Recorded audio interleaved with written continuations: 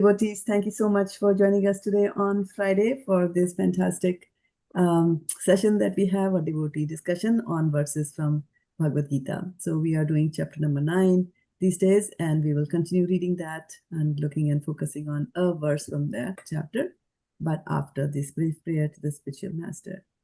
Om Jnana-timirandhasya Jnananjan-shalakaya Chakshurunmilitam Yena Tasmai Shri Gurve Namaha Shri Chaitanya Manobhishtam Sapitam Yena Bhutale Swayam Rupa Kadamahyam Dadati Swapadantikam Vandeham Sri Guru Shri Yuta Padkamalam Shri Gurun Vaishnavamsya Shri Rupam Sagrajatam Sahagana Raghunatanvitam Tam Sajivam Sadvaitam Savadhutam Parijana Sahitam Krishna Chaitanya Devam Shri Radha Krishna Padan Sahagana Lalita Shri Vishakhanvitamscha He Krishna Karuna Sindho Dinabandho Jagatpate Gopesha Gopika Kanta Radha Kanta Namastute Tapta Kanchana Gaurangi Radhe Vrindavaneshwari Vrishabhanu Sute Devi Pranamami Hari Priya Vanchakalpatarubhyascha Kripa Sindhubhya Evacha Patitanam Pavanebhyo Vaishnavebhyo Namo Namaha Gopremanande Hari Hari Bol. Okay, so I'm going to just momentarily start broadcasting and just be ready to read from chapter 9 of Bhagavad Gita, which I'm going to start sharing now. And I'm looking for a confirmation from you. So this application window and this, you should be seeing two files on your screen. Do you see those? Yes. Yeah. And we'll get started with Sukamalade Mataji reading 2 verses for us. The most confidential knowledge. The Supreme Personality of Godhead said, My dear Arjuna, because you are never envious of me, I shall impart to you this most confidential knowledge and realization, knowing which you shall be relieved of the miseries of material existence. This knowledge is the king of education, the most secret of all secrets. It is the purest knowledge, and because it gives direct perception of the self by realization, it is the perfection of religion. It is everlasting Hare and is Krishna Mataji. joyfully performed. So Kamala Mataji, can I start? Yeah. 2 per 3 person? and 4. Okay. 2, yeah. Yeah, okay. Those who are not faithful in this devotional service cannot attain me. O conqueror of enemies, therefore, they return to the path of birth and death in this material world. By me, in my manifested form, this entire universe is pervaded. All beings are in me, but I am not in them. Hare Krishna. And yet everything that is created does not rest in me. Behold my mystic opulence. Although I am the maintainer of all living entities, and although I am everywhere, I am not part of this cosmic manifestation, for myself is the very source of creation. Understand that as the mighty wind blowing everywhere always rests in the sky, all created beings rest in me. Hare Krishna ji, text 7. O son of Kunti, at the end of the millennium, all material manifestations enter into my nature, and at the beginning of another millennium, by my potency, I create them again. The whole cosmic order is under me, under my will. Under my will. It is automatically manifested again and again, and under my will, it is annihilated at the end. Hare Krishna ji. Shraddha Mataji, can I read now? Yeah. You are on mute, Mataji. Yeah, read Sutapa. It was your turn anyway. It is Yeah. Supriya. Supriya finished reading? Yes. Yeah, No, Yeah, I Supriya finished. finished. Yeah. You finished? Okay, somehow I missed Jyoti it. Mataji finished. Okay. O Dhananjaya, all this work cannot bind me. I am ever detached from all these material activities, seated as though neutral. This material nature, which is one of my energies, is working under my direction, O son of Kunti, producing all moving and non moving beings. Under its rule, this manifestation is created and annihilated again and again. fools deride me when I descend in the human form. Jyoti will not read? She read before Sutapa. Yeah, she Sorry, read. Mataji. I misunderstood and I read earlier than Sutupa Mataji. Sorry. Okay. Sorry, there were some distractions in my home. That's why I went on mute, so I was not able to hear you all also. Okay. Fools Okay, deride good. me when I descend in the human form. They do not know my transcendental nature as the Supreme Lord of all that be. Those who are thus bewildered are attracted by demonic and atheistic views. In that deluded condition, their hopes for liberation, their fruitive activities, and their culture of knowledge are all defeated. O son of Prita, those who are not deluded, the great souls are under the protection of the divine nature. They are fully engaged in devotional service because they know me as the Supreme Personality of Godhead, original and inexhaustible. Always chanting my glories, endeavoring with great determination, bowing down before me. These great souls perpetually worship me with devotion. Hare Krishna. Others who engage in sacrifice by cultivation of knowledge worship the Supreme Lord as the one without a second, as diverse in many and in the universal form. But it is I who am the ritual, I the sacrifice, the offering to the ancestors, the healing herb, the transcendental chant. I am the butter and the fire and the offering. I am the father of this universe, the mother, the support, and the grandsire. I am the object of knowledge, the purifier, and the syllable Om. I am also the Rig, the Shama, and the Yajur Vedas. I am the goal, the sustainer, the master, the witness, the abode, the refuge, and the most dear friend. I am the creation and the annihilation, the basis of everything, the resting place, and the eternal seed. Hare Krishna Ji, text 19. O Arjuna, I give heat and I withhold and send forth the rain. I am immortality and I am also death personified. Both spirit and matter are in me. Those who study the Vedas and drink the Soma,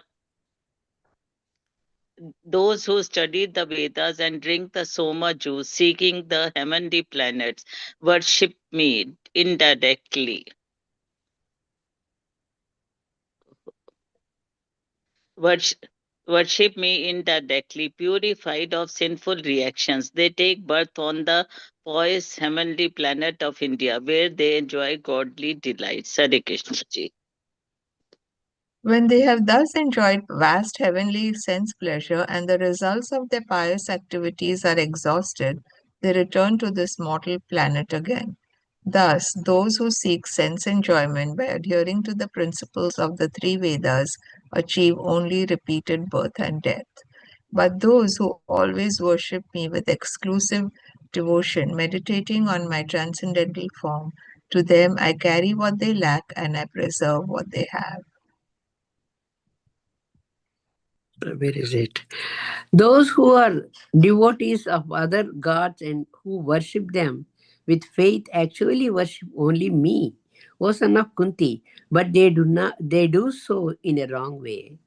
I am the only enjoyer and master of all sacrifices. Therefore, those who do not recognize my true transcendental nature fall down. Hare Krishna. Those who worship the demigods will take birth among the demigods. Those who worship the ancestors go to the ancestors. Those who worship ghosts and spirits will take birth among such beings, and those who worship me will live with me. If one offers me with love and devotion a leaf, a flower, a fruit, or water, I will accept it. Whatever you do, whatever you eat, whatever you offer or give away, and whatever austerities you perform, do that, O son of Kunti, as an offering to me. In this way, you will be freed from bondage to work and its auspicious and inauspicious results. With your mind fixed on me in this principle of renunciation, you will be liberated and come to me. Hare Krishna ji. I envy no one, nor am I partial to anyone. I am equal to all. But whoever renders service unto me in devotion is a friend, is in me, and I am also a friend to him. Even if one commits the most abominable action, if he is engaged in devotional service, he is to be considered saintly because he is properly situated in his determination. Hare Krishna ji. He quickly becomes righteous and attains lasting peace. O son of Kunti, declare it boldly that my devotee never perishes. O son of Pritha, those who take shelter in me, though they be of lower birth, women, Vaishyas, merchants, and Shudras, workers, can attain the supreme destination.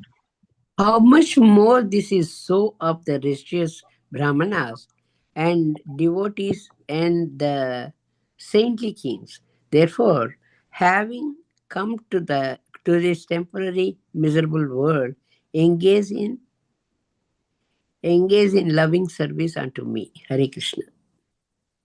Engage your mind always. No, yeah. Engage your mind always in thinking of me because become my devotee. Offer obeisances to me and worship me.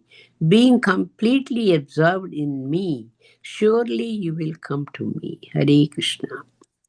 Okay, good. Let's read the Kunti Malini prayers also. So they are 8.18. 1.18, correct, for 500 points. Okay, so let's get started on this here and we'll read the prayers that Diwaja. Okay, whose turn is it to read? Mine. Okay. Verse 18. Mm-hmm.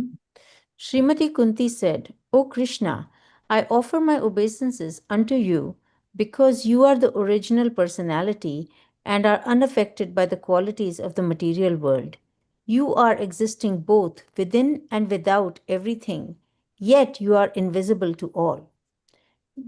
Being, being beyond the range of limited sense perception, you are the eternally irreproachable factor covered by the curtain of deluding energy. You are invisible to the foolish. You're invisible to the foolish observer, exactly as an actor dressed as a player is not recognized. You yourself descend to propagate the transcendental science of devotional service unto the hearts of the advanced transcendentalists and mental speculators who are purified by being able to discriminate between matter and spirit. How then can we women know you perfectly? Let me therefore offer my respectful obeisances unto the Lord, who has become the son of Vasudeva, and the pleasure of Devaki, the boy of Nanda, and the other cowherd men of Vrindavan, and the enlivener of the cows and the senses. Hare Krishna ji. My respectful obeisances are unto you, O Lord, whose abdomen is marked with depression like a lotus flower, who are always decorated with garlands of lotus flowers, whose glance is as cool as the lotus, and whose feet are engraved with lotuses. O Rishikesha, master, O Rishikesha, master of senses and Lord of lords, you have realized your mother Devaki, who was long imprisoned and distressed by the envious King Kansa, and me and my children from a series of constant danger. Hare Krishna ji. My dear Krishna, your lordship has protected us from a poisoned cake, from a great fire, from cannibals, from the vicious assembly, from sufferings during our exile in the forest, and from the battle where great generals fought. And now you have saved us from the weapon of Ashwatthama. I wish that all those calamities would happen again and again so that we could see you again and again, for seeing you means that we will no longer see repeated births and deaths. My lord, your lordship can easily be approached, but only by those who are materially exhausted. One who is on the path of material progress, trying to improve himself with respectable percentage, great opulence, Parentage. I'm sorry. Respectable parentage, great opulence, high education, and bodily beauty cannot approach you with sincere feeling. My obeisances are unto you, who are the property of the materially impoverished. You have nothing to do with the actions and reactions of the material modes of nature. You are self satisfied, and therefore you are the most gentle and are master of the monis. Hare Krishna. My lord, I consider your lordship to be eternal time, the supreme controller without beginning and end, the all pervasive one. In distributing your mercy, you are equal to everyone. The dissensions between living beings are due to social intercourse. O Lord, no one can understand your transcendental pastimes, which appear to be human and are so misleading. You have no specific object of favor, nor do you have any object of envy. People only imagine that you are partial. Of course, it is bewildering, O soul of the universe, that you work, though you are inactive, and that you take part, though you are the vital force and the unborn. You yourself descend amongst animals, men, sages, and aquatics. Verily, this is bewildering. My dear Krishna, Yashoda took up a rope to bind you when you committed an offense, and your perturbed eyes overflowed with tears, which washed the mascara from your eyes, and you were afraid, though fear personified is afraid of you. This sight is bewildering to me. Hare Krishna ji. Text 32. Some say that the unborn is born for glorification of pious kings, and others says that he is born to please the king Yadu, one of your dearest devotee. You appear in the family as Sander would appear in the Malaya hills. Others say that since both Vasudeva and Devaki prayed for you, you have taken your birth as their son. Undoubtedly, you are unborn, yet you take your birth for their welfare and to kill those who are envious of the demigods. Hare Krishna ji. Hare Krishna, Tanda Pranama. Text 34. Others say that the world being overburdened like a boat at sea is much aggrieved, and that Brahma, who is your son, prayed for you, and so you have appeared to diminish the trouble. Text 35. And yet others say that you appeared for the sake of rejuvenating the devotional service of hearing, remembering, worshipping, and so on, in order that the conditioned souls suffering from material pangs might take advantage and gain liberation. Hare Krishna. O Krishna, though those who continuously hear, chant, and repeat your transcendental activities, or take pleasure in others doing so, certainly see your lotus feet, which alone can stop the repetition of birth and death. O my Lord, you have executed all duties yourself. Are you leaving us today, though we are completely dependent on your mercy and have no one else to protect us, now when all kings are at enmity with us? As the name and fame of a particular body is finished with the disappearance of the living spirit, similarly, if you do not look upon us, all our fame and activities, along with the Pandavas and Yadus, will end at once. O Gadadhara Krishna, our kingdom is now being marked by the impressions of your feet, and therefore it appears beautiful. But when you leave, it will no longer be so. Hare Krishna. All these cities and villages are flourishing in all respects because the herbs and grains are in abundance. The trees are full of fruits, the rivers are flowing, the hills are full of minerals, and the oceans full of wealth. All this is all due to your glancing over them. O Lord of the universe, soul of the universe, O personality of the form of the universe, please therefore sever my tie of affection for my kinsmen, the Pandavas and the Vrishnis.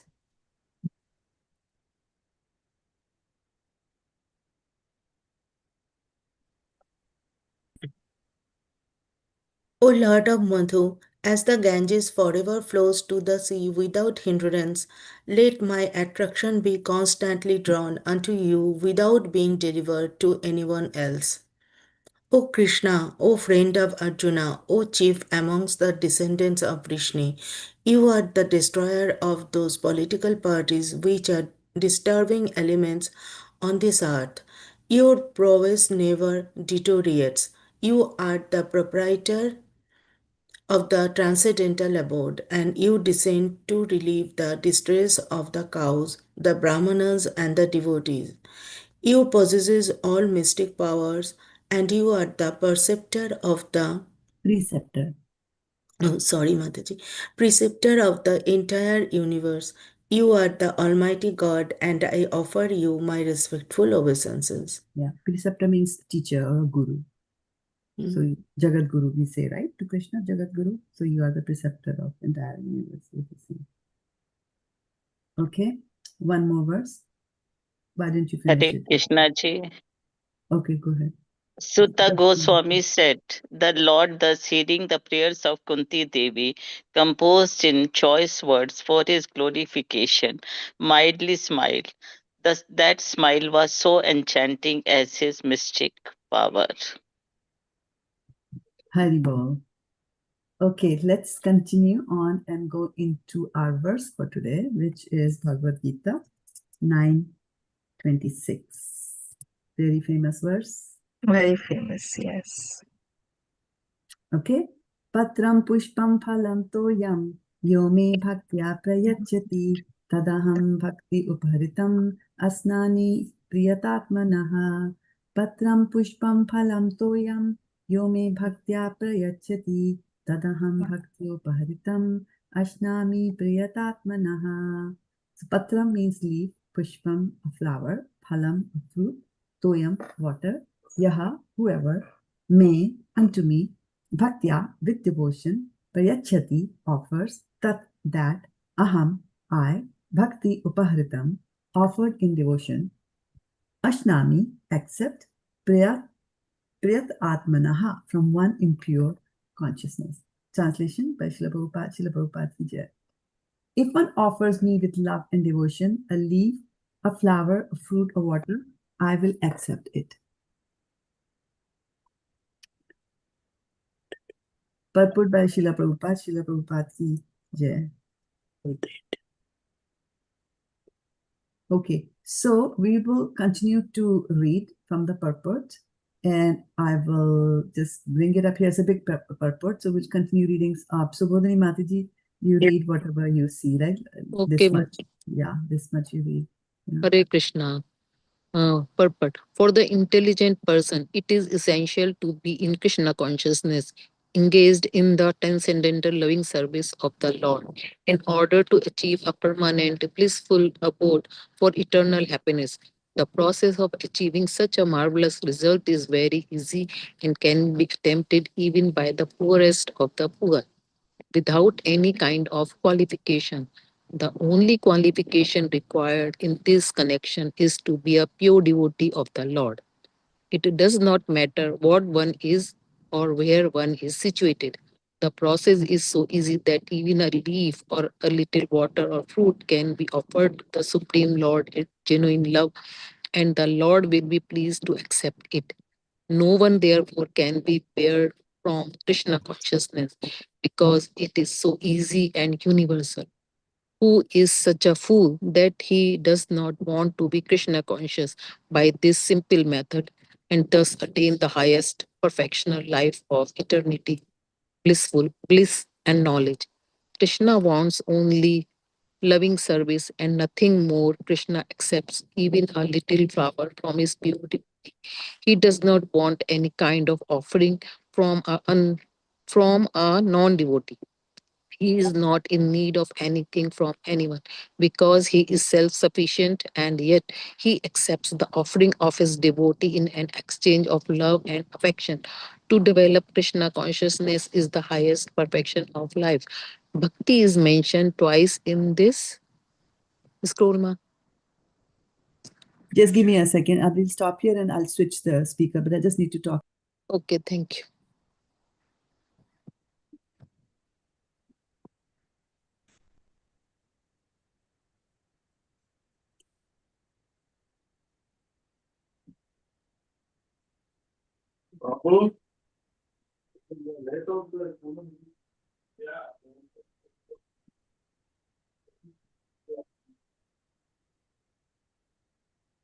All right. So next, coming after the Subodhini is Madhav Sangini Mati joined, but I need to check whether she can read. Yeah, she said she can't read. She can't read. Okay, then we'll go back up to you, Sukomal Radhe. So should I just going start to from read. to develop No, Krishna no. consciousness? No. Bhakti is mentioned twice. I just want you to read this, but I don't know why the mouse is acting like that. Bhakti devotional service is the only one.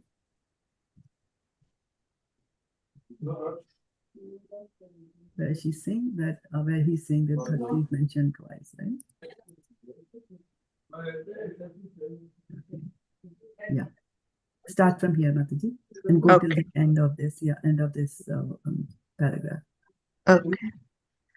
Bhakti is mentioned twice in this verse in order to declare more emphatically that bhakti or devotional service is the only means to approach Krishna.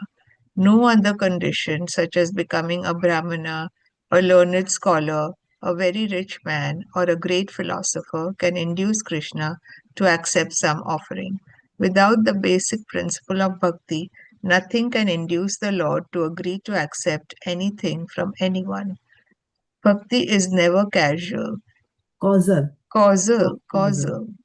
The process is eternal. It is direct action in service to the absolute whole.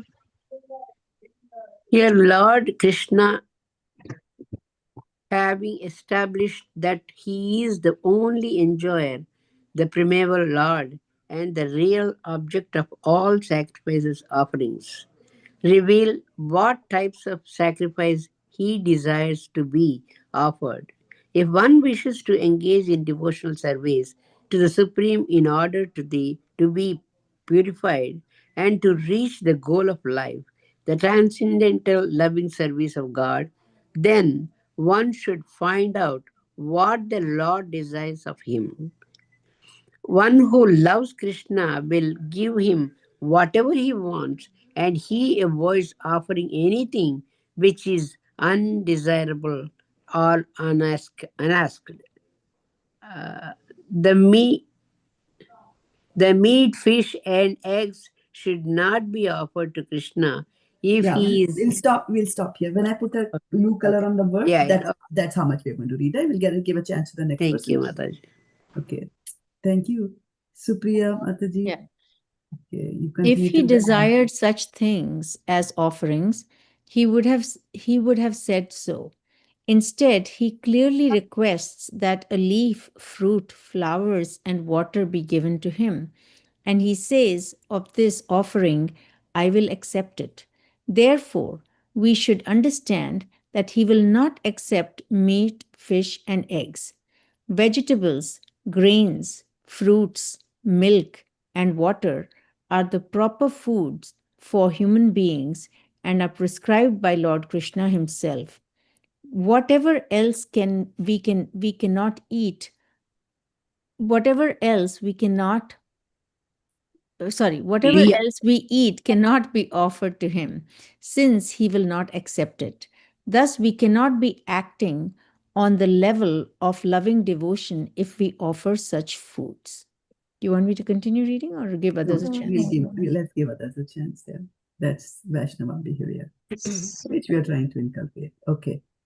Next person. Let's Yes, go ma'am. up till the word thinking. In the third chapter, verse 13, Sri Krishna explains that only the remains of sacrifice are purified and fit for consumption by those who are seeking advancement in life and release from the clutches of the material entanglement. Those who do not make an offering of their food, he says, in the same verse, are eating only sin. In other words, their every mouthful is simply deepening their involvement in the complexities of material nature.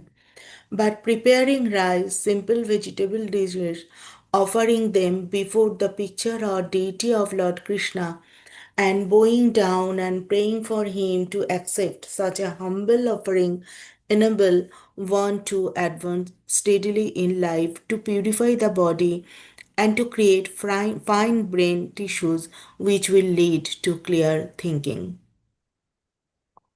Hare Krishna Ji. Above all, the offering should be made with an offering should be made with an attitude of love. Krishna has no need of food since he already possesses everything that be yet. He will accept the offering of one who desires to please him in that way.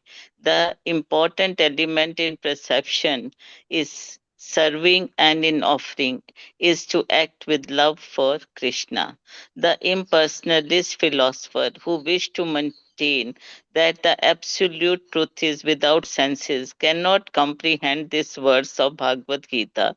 To them, it is either a metaphor or proof of mundane character of Krishna, the speaker of the Bhagavad Gita. But in actuality, Krishna, the Supreme Godhead, has senses, and it is stated that his senses are interchangeable. In other words, one sense can perform the function of any other. Hare Krishna Ji. Who is next? Hare Krishna ma. Okay. This is this is my turns na. This is what it means to say that Krishna is absolute, lacking senses. He could hardly be considered full in all opulences. In the seventh chapter, Krishna has explained that he impregnates the living entities into material nature. This is done by his looking upon material nature. And so, in this instance, Krishna's hearing the devotees' words of love in offering foodstuffs is wholly identical with his eating and actually tasting. This point should be emphasized because of his absolute position. His hearing is wholly identical with his eating and tasting. Only the devotee who accepts Krishna as he describes himself without interpretation can understand that the supreme absolute truth can eat food and enjoy it. Okay. Hariam Bhatsar. Thank you for reading. So, what are some of the words? What did you hear that struck you? We have been reading for more than half an hour now. Mateji, in this verse, I like that portion that you need only bhakti to process the Krishna consciousness, whether you are in you are rich or poor or Brahmana, it does not matter. Nice. Yes. So, and means you need only bhakti to offer something to Krishna. Nice.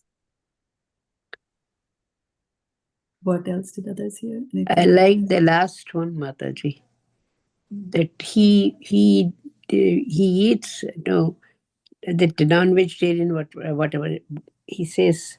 I like the things, whatever with love and affection, whatever you give me. That vegetarian, I think I couldn't get that last para, Mataji. You didn't get it, or you liked it? I liked it, but I But you still couldn't didn't get now it? tell you that what it was actual words.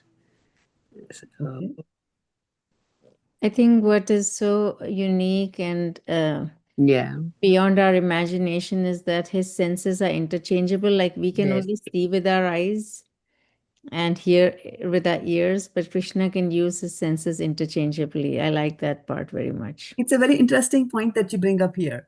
And if we connect it with Bhagavad-gita 15.7, where he says, Mame Vansho Jiva Loke, Jiva Bhuta Sanatana. We are part and parcel of Krishna, right? And then also elsewhere, when we talk about the similarity between us and Krishna, we talk about that Krishna is like an ocean and we are like a drop. So ocean is majestic, right? Ocean can do so many things. If there's a tsunami, you see what happens, right? And a drop of water cannot do that. However, if you take a drop of the water and do the chemical analysis, it'll be the same as that of the whole ocean. So in properties, they are the same, right? So in the Bhagavatam, I'm forgetting which canto it talks about, probably 3. It talks about that even our senses are also interchangeable, but not to the extent that Krishna's senses are interchangeable. Like, for example, Krishna does the creation just by glancing over Prakriti and she gets pregnant and, like that, right? And, but it said that, we also sometimes are able to interchange. For example, for finding the shape or something or form of something, you need to know the eyes, right? But what about the blind people? They don't have a sense of form? They do, right? They will touch. And from the touch, they're still able to tell you what the form is. Right? It's square, it's a round, it's a cylindrical, or like that. And also sometimes, if I show you a sandpaper, the sandpaper that you use for smoothing out surfaces. And so after some experience with that, if I show you different types of sandpaper, you will tell me which one is coarse and which one is not coarse just by looking at it with your eyes. So, these our senses are also interchangeable to a small extent. To a small extent, but not 100%. But it is there. But of course, Krishna's is completely, like, for example, we would never like to eat with our eyes, right? Krishna eats with his eyes. That's why when whatever bhoga we offer to him, it all comes back in like not bitten off or anything. But he has still accepted, but he does it with his eyes and what he takes out of that. Yeah. Good point. Yeah. What else? Others?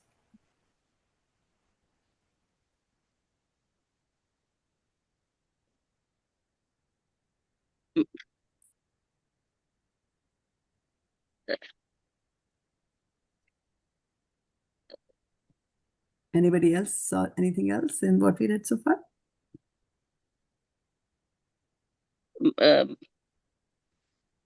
Go ahead, Jyoti. Mataji, there was one thing mentioned which in one of the paragraph that bhakti is mentioned twice. I wanted you to elaborate that. Good point. So let me start sharing the screen here again with you. And let's look at that. So before I elaborate on that, I will go back to chapter 9 to draw to draw the structure there. Okay. So let's go to 9.1. And one more thing, as you said, earlier I used to wonder ki Krishan taste, how will he taste and all, but it became very clear that he tastes with his eyes. Very, yes, his I senses mean, are it's interchangeable of senses is right. now is very clearly understood. So, just give me a second here.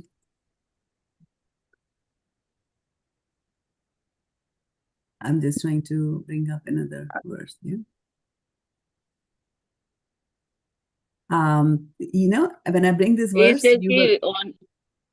Only that with bhakti you can reach Krishna, but it is mentioned twice, which I didn't understand. Yes, okay. I will bring that up. But before that, I wanted to bring up Brahma Samhita verse. And the moment I bring up this verse, some of you will recognize that, because it's something that we sing during the Darshanarti. Angani yasya sakalendriyamanti Pashyanti palayanti jaganti Ananda chinmaya sadujjvala vigrahasya Govindadi purusham tamaham bhajami. And what it says in the translation, whose turn is it to read? Who was the last person who read? Subodhini, I think, right? Okay. Sukumal Radhe. I worship Govinda, the primeval Lord, whose transcendental form is full of bliss, truth, substantiality, and is thus full of the most dazzling splendor. Each of the limbs of that transcendental figure possesses in himself the full-fledged functions of all the organs and eternally sees, maintains, and manifests the infinite universes, both spiritual and mundane. Right. So the main thing that I wanted to say was each of the limbs of the transcendental figure possesses in himself the full-fledged functions of all the organs. Do you see? Any part of Krishna can do the work of any other part of the body, and which is what we were talking about here also, right?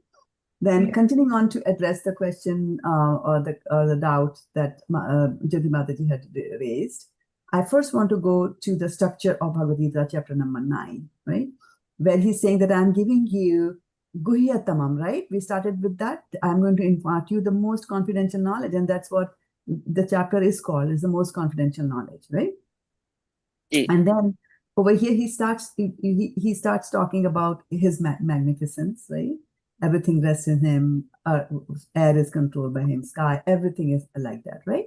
And then he also sees that although they are in me, I'm not in them. So he's establishing the fact that he is transcendental and superior, okay? And then we continue on. He also talks about, and we have been telling for the last few weeks about talking about the spectrum, right? The spectrum of devotees. So on one end, or it's not devotees, spectrum of people. So on one end are the fools who deride me when I descend in the human form. They do not know my transcendental nature as the supreme Lord of all that be. Okay. And then those who are bewildered, then what happens to them? They are attracted by demoniac and atheistic views. So they forget Krishna consciousness, right? Then he talks about the other extreme, the Mahatmanas tu mam partha, right? Devim prakriti mashrita. So those who are not deluded, so the complete opposite of these fools here, right? These are the great souls, and they are under the protection of the divine nature. So divya, right? Divya prakriti. And they are fully engaged in devotional service because they know me as the Supreme Personality of Godhead, original and inexhaustible. Okay. And then what they do? They are always chanting his glories, and they endeavor with great determination. They bow down, they do the whole 9 yards there, right? Then he talks about the people who are in between. So in this chapter, he's talking about different kinds of people, right? So then he's saying others who engage in sacrifice by the cultivation of knowledge. Okay. So cultivation of knowledge is basically jnanis, right? They're trying to get knowledge. So then jnana mark of knowledge and trying to distinguish between the matter and the spirit, then that line of thought leads you to the conclusion that I'm also spirit, God is also spirit, so both of us are the same, right?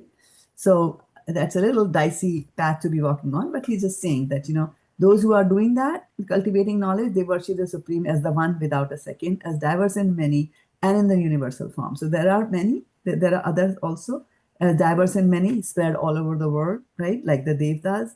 And then some of them will worship the universal form, which will be worshiping the mountains, etc., right?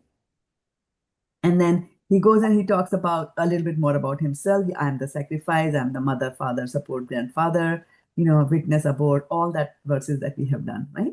And then he also talks about how he's the supreme. I give heat, I withhold and send forth the rain. So now he's telling you what happens, right? And then continuing on with these types of in-between devotees, he's now talking about what happens to them. So one category is that who are demigod worshippers. So they will study the Vedas, drink the Soma juice, seeking the heavenly planets. They'll go to the heavenly planets, but their credits are exhausted, so they will come down, right? So they will do that. So now he's saying, chapter 22, verse 22 is the most important one. Here he's saying, but those who always worship me with exclusive devotion, meditating on my transcendental form, to them I carry what they lack and I preserve what they have. Right? And then he is saying that those who are devotees of the other gods, so this is a very good thing because he's going to preserve what you have and he's going to carry what you have. Can you mute yourself if you're having a private conversation? So then here we say those who are devotees of other gods, and God is with a smaller g, which means demigods, and who worship them with faith actually worship me only, but he's very clearly saying it is wrong, but they do so in the wrong way. Right? That's not the right way of worshiping Krishna. You should worship Krishna directly. Okay? And then now he's talking about that if anything is offered, even whether it is offered to a demigod, right? It still goes all the way up to Krishna because he's the only enjoyer and master of all the sacrifices, right? And so if you're offering it, and one thing which I had mentioned when I was talking about chapter number 24, verse number 24 was that a person who worships the demigod, his worship, whatever his offering, his worship reaches Krishna, but he himself does not reach Krishna because his aim was not Krishna. His aim was to go to worship demigod. He will go to the planets of the demigod. When his credits are exhausted, he will fall down. So that's a very important point to keep in mind, that the worship does reach Krishna because demigods are not going to keep it. They are devotees of Krishna. They will send it up, right? Offer it as bhoga to Krishna and it'll come back as prasadam to them, right?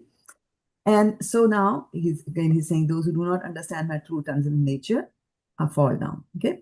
Then he was also telling the consequences, which I just mentioned. And last week we talked about that yanti deva vata deva and pritrin yanti prativata, right? So if you worship the demigods, you go to the planets of demigods. If you worship the ghosts and ancestors, you go to the planet of the ghost or planets of the ancestors, which is the prithvi loka, right? So now, after having spoken all these things and about all these different kinds of devotional devotees who are there and the different approaches that they make towards approaching the so-called divinity, which one do you think, Jyoti Mataji, is the best? Which one is the best? Can you just best?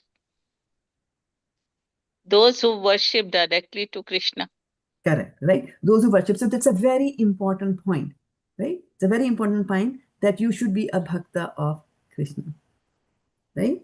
So now what he's saying is that when you do the worship of demigod, the elaborate worship of demigod, sometimes you have to be rich to do those kinds of yagyas that are involved, right? Money is involved and all that. But now what he's doing is he's emphasizing on bhakti. And if one offers me love and devotion, a fruit, a flower, or water, I will accept it. And it doesn't come across in the English verse for it. But if you go into the Sanskrit of this verse and see, patram, puṣpaṁ, phalam, toyam, yo me bhaktya prayacchati, right? Gives me with devotion. Tad ahaṁ bhakty-upahṛtam. So 2 times the word bhakti is appearing here, right? And what Prabhupada is trying to say in the paragraph, in the purport, is that if something is very important, even we have the tendency to repeat it, isn't it? Did you ever repeat anything to anybody to emphasize? Or can somebody give me an example of how we repeat things to emphasize?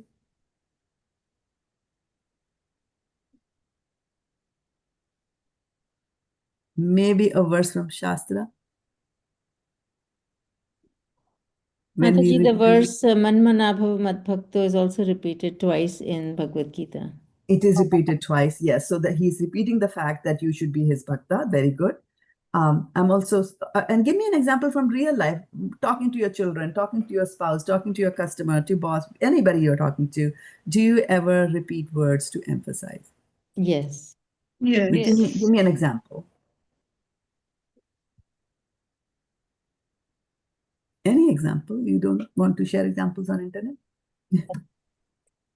Like when the kids are going out somewhere and we tell them drive safely and text me when you're on your way back, and then we tell them before they go, but even at the door we tend to repeat it again, just to prove our Right. point. And Right. Right. And then I'm going to bring up one verse here, and then you are going to like it, and you're going to say, oh yeah, this one, of course. So it is from Chaitanya Charitamrita, and let me bring it up here. And whose turn is it to read? Oh, this is of course very famous. Mataji, It is yours or repeated mine? again Oh. and again. Hare Nam, Hare Nam. Repeat it thrice. What else is repeated? Hare na, Hare. Hare Nam, Nasteva. thrice. Nasti, And even as Deva. Deva. Eva is repeated Right. And what does it thrice. say Mm, in the translation? Whose turn is it to read? Smile. Shubhodin. Hare Read Krishna. Supriya Mataji, you Okay. Yeah. you Um, read last. sure. In this age of quarrel and hypocrisy, the only means of deliverance is the chanting of the holy names of the Lord. There is no other way, there is no other way, there is no other way. No. Right. So you see how the emphasis is being made. Similarly, Yes. that emphasis Krishna is saying over, or the fact that bhakti. So basically, what he's saying here is that one offers me with love and devotion. So it has to come with love and devotion. That's very, very important, right? So love and devotion, and a fruit and a gift also is with love and devotion, right? So the choice that you made for the gift, and what should be the gift that you're giving to Krishna? Here, Prabhupada is mentioning that he did not talk about meat, fish, or egg, Bhakti. right? Bhakti. Right? Does meat, fish, and egg should not be offered? And then, Yeah. as we jokingly always say, that he said patram, puṣpaṁ, phalam, toyam. He did not say masam, machliyam, andam. He did not say Andam. that, right? He said patram, puṣpaṁ, phalam, toyam. And he's also trying to understand that it is very simple, even if it is a simple patra, leaf, right? Flowers, you can go out, even if you don't have flowers, you can pluck them from a tree and then offer them, right? Phal, same thing, right? Toyam, water, it doesn't even cost anything. With This devotion. is such a cheap ingredient, all these four are. But what is the richest thing that he's looking in all these four is the Devotion. love with which you Devotion and offer, love. right? That you offer. So that's why he's emphasizing the love and devotion. And actually, there's a very interesting part with them. Let me bring up, hold on for a second here. In the 10th canto of Srimad Bhagavatam. 81, I think. Oh, not SN, SB.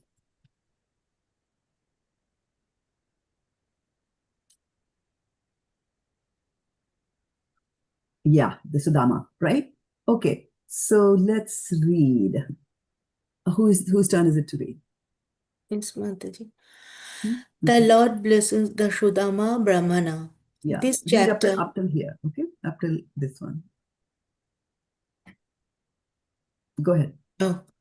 In the course of his loving talks with his friend Shuddhama, Lord Krishna said, My dear Brahmana, have you brought any gift for me from home? I regard as very significant even the smallest offering from my loving devotee. But the poor Brahmana was ashamed to present Krishna with his meager gift of flat rice. However, since Lord Krishna is the supersoul dwelling in all hearts, he knew why Sudama had come to visit him. So he grabbed the bundle of flat rice Sudama was hiding and ate a handful of it with great pleasure. He was about to eat a second morsel when Rukmini Devi stopped him. Who's next? Hare Krishna ji. Feeling as if he had gone back to Godhead, Sudama spent that night comfortably in the Lord's Krishna palace. and the next morning he set off for home. As he passed along the highway, he thought of he thought of how fortunate he was to have been honored by Shri Krishna. Absorbed in this meditation, Sudama arrived at the place where his home used to be, and he was struck with great wonder. Instead of his broken down hovel, he saw a series of opulent palaces. While he stood astonished, a group of beautiful men and women came forward to greet him with sing- singing and music. The Brahmana's wife, wonderfully adorned with celestial jewelry, came out of the palace and welcomed him with great love and reverence. Sudama entered his home together with her, thinking that this extraordinary transformation must have been due to the Supreme Lord mercy on him. Hare Krishna ji. Okay, who's next? Hare Krishna. Yeah. From then on, Sudama lived his life amidst lavish wealth, yet he maintained his mood of detachment and constantly chanted the glories of Lord Krishna. In a short time, he broke off all bonds of bodily attachment and attained to the kingdom of God. Text 1 to 2. Shukadeva Goswami said, Lord Hari Krishna, Lord Hari Krishna perfectly knows the hearts of all living beings, and he is especially devoted to the Brahmanas, while the Supreme Lord, the goal of all saintly persons, conversed in this way with the best of the twice born. He laughed and spoke the following words to that dear friend of his, the Brahmana Sudama, all the while smiling and looking upon him with affection. The Supreme Lord said, O Brahmana, what gift have you brought me from home? I regard as great even the smallest gift offered by my devotees in pure love, but even great offerings presented by non devotees do not please me. Read the next one also. Okay. If one offers me with love and devotion a leaf, a flower, a fruit, or water, I will accept it. So he's speaking there. Yeah, Yeah. See, exact same verse. yeah, same verse. Okay, let's continue. Who's next? Me. Okay. Read The that fem- translation and till here. Yeah. If one offers me with love and devotion a leaf, a flower, a fruit, or water, I will accept it. Purport by Srila Prabhupada. These famous words are also spoken by the Lord in Bhagavad-gita 9.26. The translation and word means here are taken from Srila Prabhupada's Bhagavad-gita as it is. Okay, who's next? In the context of the current episode of Sudama's visit to Dwarka, Srila Vishwanath Chakravarti has kindly continued his explanation of Lord Krishna's statements. Do you want me to read further? Because Yeah, please. Yeah, please. That's This verse is a reply to Sudama's anxiety, and his bringing such an unfit offering was ill considered. The use of the words bhaktya prayacchati and bhakti-upahṛtam may seem redundant, since they both mean offered with devotion. But bhaktya can indicate how the Lord reciprocates the devotional mood of whoever offers him something with love. In other words, Lord Krishna here declares that his reciprocation in a pure loving exchange is not dependent on the external quality of what is offered. Krishna says, something may or may not be impressive and pleasing in its own right, but when my devotee offers it to me in devotion, with the expectation that I will enjoy it, it gives me great pleasure. In this regard, I make no discrimination.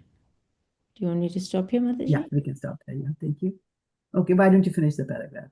The word aśnāmi, I eat, implies that the Lord Krishna eats even a flower which is supposed to be smelled, bewildered as he is by the ecstatic love he feels for his devotee. Give me an example of another where he was so bewildered that he ate something he was not supposed to eat. Banana peeling Yes. Banana. to her home. Yeah. And in whose home was it? Vidur's home. Vidur's home, right? Yeah. So he does get bewildered by the love. Okay. Who's next? Yes, Mother. Someone might then question the Lord, so will you refuse an offering made to you by a devotee or some other deity? The Lord answers, yes, I will refuse to eat it. This the Lord states by the phrase prayata-ātmanaḥ, implying only by devotional service to me can one become pure in heart. In the heart. That was a really long answer to your question, Mataji. Thank you, Mataji. Oh, Nisha is there. Nisha didn't read today. No, she just came. Okay. Hare Yeah. Krishna. Hare Krishna, Hare Krishna. Hare Yeah. Krishna. So you see how these words are getting repeated in different Yeah. places. Ji Yeah. Mataji. Yeah. Nice. So anything else? Any other reflections? Krishna Okay. only needs love and devotion. Yeah. Yes, that's what he's hungry for. Otherwise, he has got everything that he Yes. can. Yeah. How to get that love and devotion, Shraddha-ma? Sonal Mataji has now realized there's a class. Oh no. She said she was telling me she always forgets. Maybe somebody can take that that seva of reminding her. Sonal Mataji, we were Yeah. just about to wind up the Oh, class so actually. I was just laughing and I was just telling them that maybe you forgot again today. The Yes, class yes, starts at 6. Mataji. I saw you online when I opened my Facebook. I today also I opened. Your sister is also coming, Rupal. So both of you are late. So anyway, yeah. Yes, I was just saying that Krishna is just looking for love, just looking for love and just the bhakti, And then the question that was asked was, how do we get bhakti? Right? How do we get bhakti? And it said that bhakti is not causal. Remember, Sukamaladi Mataji, you had read yeah, I said the wrong that. word. Causal, right? So it's not casual, it is causal. So for bhakti, there's no cause. It's not that, I will do this, because you can get bhakti through in various ways, usually classified as two. One is sadhana, and then you attain perfection from sadhana by doing sadhana, right? Practicing devotional service. And then sometimes you also become siddha or attain perfection by kripa. Kripa siddha. Kripa siddha means by somebody's mercy. For example, all of us have got mercy of Srila Prabhupada through his books, right? So we get that. So whatever perfection we'll be getting will be from his kripa. And sometimes, just by the touch. For example, Dhruv Maharaj, he did do a lot of devotional service, but it was not a pure devotional service. He wanted something, right? A kingdom better than his grandfather. And then he sees Krishna, he's completely bewildered. He doesn't know what to do. And then Krishna takes the conch shell and touches Dhruv Maharaj's head with that. And then suddenly he has complete enlightenment. So, so bhakti can come through other means or through various sources. But one of the ways to get bhakti and get to pure bhakti is to associate with bhaktas. That is a very good way of achieving bhakti. And every Vaishnava is important. So, like you all assemble over here on a Friday, you should intimately be knowing each other, right? That'll create the bond that you have for having come to this class for so many years now. So I know who's Sonal, I know who is Jyoti. Like if I ask a question from which country is Jyoti, you should be able to tell me like that. So try to know other devotees also. It's very important, and then try to serve them also. It's very important. Then of course bhakti will also come from just reading about it, and Krishna says that in 13th chapter of Bhagavad-gita that sometimes and actually Let me bring that up. If I remember the number correctly, is it either 22 or 22 or no, that is Sadasajyoni. So I like this 20. Didn't even know that. Yeah. Let me try 26. I'm going to not try the whole chapter. Yeah, this one, 26, like 13.26. Okay, let us have Nisha read it. Okay. So Nisha, you got the Okay, translation? Hare Or Krishna. this one, yeah. Sorry, where This one, the you're one not that I'm highlighting. sharing? I'm not I'm not. sharing. All along I was not sharing. Oh my No, goodness, no, I thought only I was this. sharing with all of you. Only Oh, now. only now I stopped it. Okay, so let's see. How do I bring you back to the sharing mode? Okay, do you see it now? Okay, yes. This one. Translate. Okay, translation. Again, there are those who, although not conversant in spiritual knowledge, begin to worship the Supreme Person upon hearing about him from others. Because of their tendency to hear from authorities, they also transcend the path of birth and death. So you see how simple this is? How simple it is to Yeah. even acquire bhakti, right? For example, if you admire an athlete and you want to become an athlete, it's a lot of effort, right? You find somebody doing gymnastics and like, oh, that's very nice move. I want to learn that. This will be hours and hours and hours of grueling work that you have to do. But with bhakti, what he's saying is that if even just appreciating somebody else doing bhakti, you will get bhakti. That's the beauty of bhakti. That's the beauty of bhakti. So, how do I get bhakti? I get it from there. And let me also bring up the prayers of Queen Kunti, and I'll share those with you momentarily. The one that we were reading this earlier in the day. So 1.8.18, but the verse is not 18. It comes a little bit later. And then let me bring that. And I'll share it with you. That's the one. I'm looking for Shinvanti Gayanti, right? So,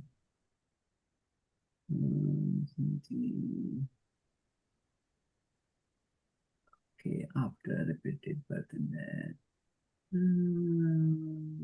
Yeah, here. The number 36 in the prayers of Queen Kunti also it is mentioned. So where is my share button here? Let me share it with you again. 1.8.36, sharing that here. Okay, let's all sing it together because we know prayers of Queen Kunti. Shinvanti Gayanti Gayanti Bhaktyā Smaranti Nandanti Tave Jana Daiva Pashyanti Pashyanti Pashyanti Yadivetatam Bhagavato Bhagavato Paramam Paramam Padambujam. Padam. And whose turn is it to read? Mine. Okay. Go. O Krishna, those who continuously hear, chant, and repeat your transcendental activities or take pleasure in others doing so, certainly see your lotus feet, which alone can stop the repetition of birth and death. So you see, same thing being repeated here. Take pleasure in others doing so. So we should be very appreciative of the devotees. Just by appreciating them, like the Master Shri Prabhupada says, whatever you appreciate, appreciates. You get their good qualities in you by appreciating them. Like that. So on that happy note, we will stop and try to get some bhakti. So I have this thing on Sunday at 7:30 a.m. I'll be, interviewed on the Hare Krishna television. And what that means is that I won't be able to have the Sunday morning class, which I normally have because I'll be busy with the setup and this and that and all that, right? So I will be announcing that on our page also that something gives, this or that, like that. That's the material. Mataji, I want to tell you last week I couldn't come. I had a stent put on me. Oh. And I was in the hospital from 4th to 7th. They put the stent. It was very severe thing I had. Oh my So Goodness. sorry, stent, Amma. the You are stent feeling too now? from main artery to connection there. So they were debating 2-3 days so whether should do it or not, open heart surgery or anything else. Finally, there is an expert from this Paoli hospital from here to another hospital. They moved me to in ambulance, and finally I had that. And afterwards, I came back home on the 8th. And then again, I had hemorrhoids and bleeding, and I went back to emergency. And again, 2 days I was in the hospital. Yesterday morning only I came back, Mataji. So You there's should an, rest, Mataji. Yeah, you should rest. It's very important to take rest through hours. no, listening to this is a very pleasant thing for me. Yeah, no, that Since is fine. You morning. can, yeah, what I'm saying is you can rest and listen. Like lie down on a bed. Lying down is important. You I can lie down. cannot do Mataji. I want to do the sloka and morning Bhagavatam class we had here from here. And I just want to do the 7:50. I just get up and sit in front of my iPad. So that, and then when I had all this, that is the surprising thing. I will tell you my story. When he was doing the surgery, they took from, I don't know whether you can see my hand like this. Yes, I can see it. Whole thing, they tried in the hand, then they tried from the, what is it, leg from this. Then a grow or something, whatever. And finally, when he was talking in the monitor, I can see everything. I was not unconscious. I was not. He gave some medication to relax or something. I was watching everything, but in the meantime, I was just thinking of Krishna's lotus feet. Wow. Very nice. Nothing else. That is my life's thing. I don't know whether I will live or not. They said it is a very major surgery. But that expert doctor did the stent, and he said because of that, they sent me to that hospital. And he was talking, and I can see where the thing is going, and they were doing some balloon, something, this, that, and they were talking. I can hear everything, see on monitor. And I was thinking,